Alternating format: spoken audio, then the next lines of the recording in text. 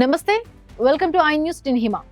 ఓ dream life కోసం ఆశపడిన అమాయక మహిళ బతుకు అత్యంత దారుణమైన నైట్ మేర్ గా మారుతోంది.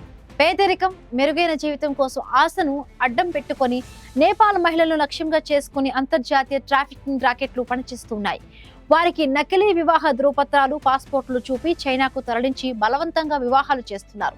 చైనా లింగ అంతరంను ఆసరాగా తీసుకుని పనిచేస్తున్న ఈ మానవ అక్రమ రవాణా మార్గం ఇప్పుడు నేపాల్ కు అతిపెద్ద సవాలుగా మారింది. ఈ షాకింగ్ ఘటనల వెనుక ఉన్న చీకటి కోణాలేంటి తెలుసుకుందాం.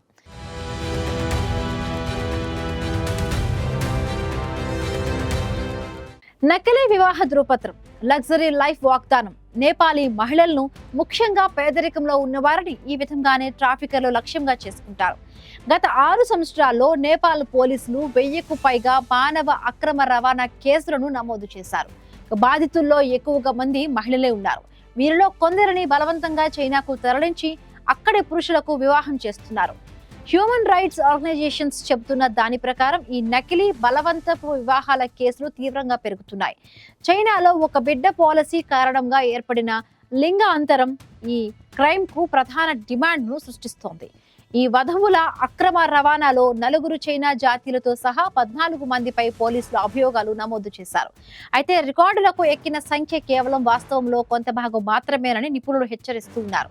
ఎందుకంటే చాలా మంది మహిళలు సామాజిక అపవాదు భయంతో కుటుంబాల నుంచి వెలివేస్తారేమోనన్న ఆందోళనతో ఫిర్యాదు చేయడానికి వెనకాడుతున్నారు. చైనాకు తరలించబడిన తర్వాత వారి జీవితం దుర్భరం. అయితే బాధితులు వర్ణించిన దాని ప్రకారం అక్కడ వారు శారీరక, లైంగిక హింస, మానసిక వేధింపులు, బానిసత్వం, పాస్పోర్ట్ల ఇబ్బందులు లాంటి దారుణ పరిస్థితులను ఎదుర్కొంటూ ఉన్నారు. కొందరిని బలవంతంగా వ్యభిచారంలోకి కూడా దించినట్లుగా అధికారులు తెలిపారు. ఈ నకిలీ వివాహాలు ఇప్పుడు కేవలం లీగల్ లూప్ హోల్ మాత్రమే కాదు, అవి పూర్తి స్థాయిలో పనిచేస్తున్న ట్రాఫికింగ్ పైప్ లైన్ గా మారాయి. ఈ ప్రమాదకర నెట్వర్క్లను అరికట్టడానికి నేపాల్ ప్రభుత్వానికి మరింత బలమైన నిఘా, రక్షణ చర్యలు, పొలిటికల్ విల్ అవసరమని నిపుణులు ఎమర్జెన్సీ వార్నింగ్ ఇస్తున్నారు.